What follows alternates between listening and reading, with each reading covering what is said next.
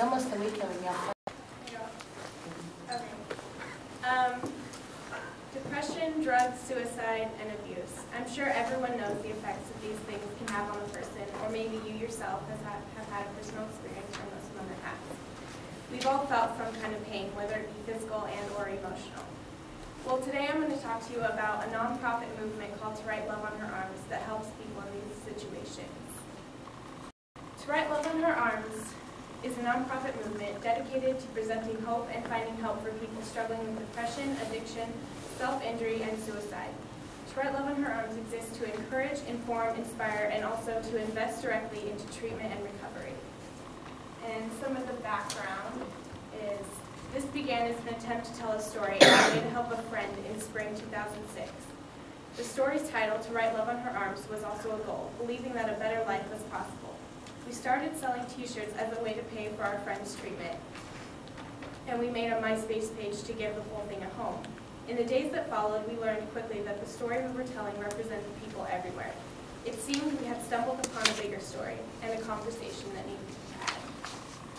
So I'm just going to show you a couple minutes of this video. It kind of tells what it's about. And the guy that's speaking, his name's Jamie, and he's kind of like the founder.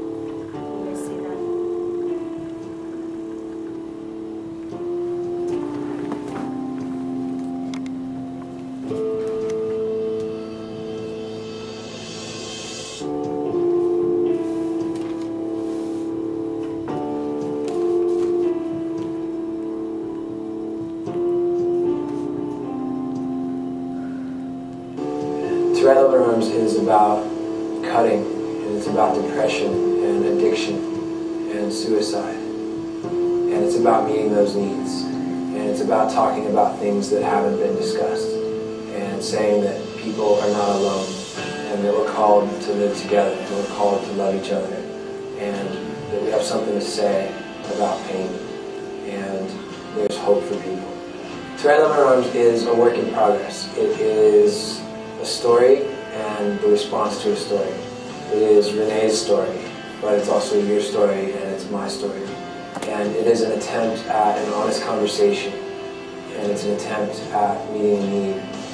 And it is about pain, and it's about failure and regret and brokenness. And it is about broken people, and I'm a broken person. And it is about hope more than anything else. It's about community, and it's about the possibility of healing, and it's about the possibility of freedom and redemption. And To Write Love on Her Arms is an idea, and it's a dream, and it's a prayer, and a song, and a fire, and maybe it's a movement.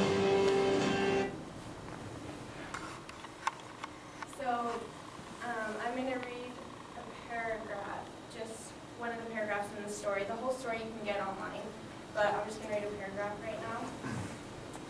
She has known such great pain, haunted dreams as a child, the near constant presence of evil ever since.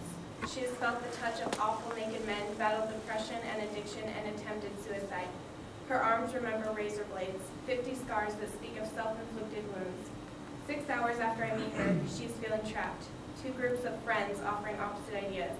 Everyone is asleep. The sun is rising. She drinks long from a bottle of liquor, takes a razor blade from the table, and locks herself in the bathroom. She cuts herself, using the blade to write F up large across her left forearm.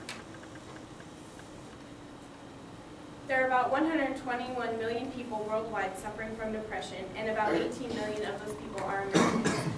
According to the World Health Organization, depression is the leading cause of disability. It is estimated that 20% of teens will suffer from depression before they reach adulthood. Only about 10% of Americans who need drug or alcohol treatment actually get it, and if they can get the help and support that they need, they can lead productive lives. Certain struggles and depression can lead to people dealing with the pain in unhealthy ways, such as self-injury. Most of these people are just trying anything they can to get rid of the emotional pain they're feeling.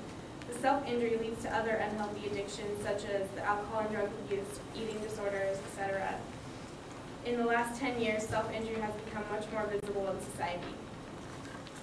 Some forms of self-injury are cutting, burning, picking at your scabs, punching and hitting oneself, bruising, breaking bones, and some types of hair pulling. About 4% of people suffer from self-injury.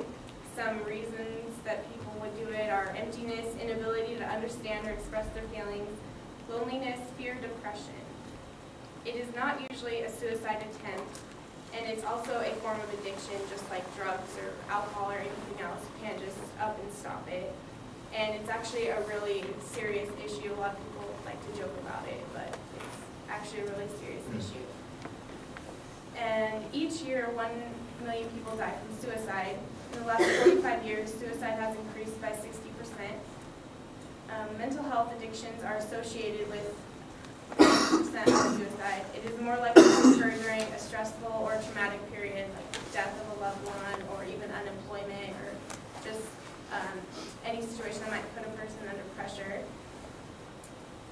It's the 11th leading cause of death for Americans, but it's the 3rd leading cause of death for young people ages 15 to 24. Males are 4 times more likely to die from suicide, but females are more likely to attempt it.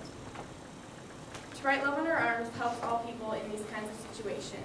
The money they raise goes to getting these people the treatment and support that they need.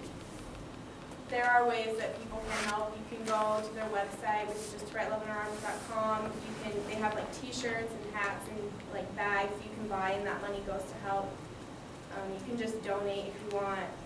There's newsletters you can subscribe to, even internships, things like that. To sum it all up, many people are suffering from depression, abuse, addiction, and attempted suicide. But To Write Love on Her Arms, with the help of other caring and dedicated people, is making a difference. And I'll read one of the last paragraphs in this story. We are only asked to love, to offer hope to the many hopeless. We don't get to choose all the endings, but we are asked to play the rescuers. We won't solve all mysteries, and our hearts will certainly break in such a vulnerable life, but it is the best way. We were made to be lovers, bold in broken places, pouring ourselves out again and again until we're called home. So,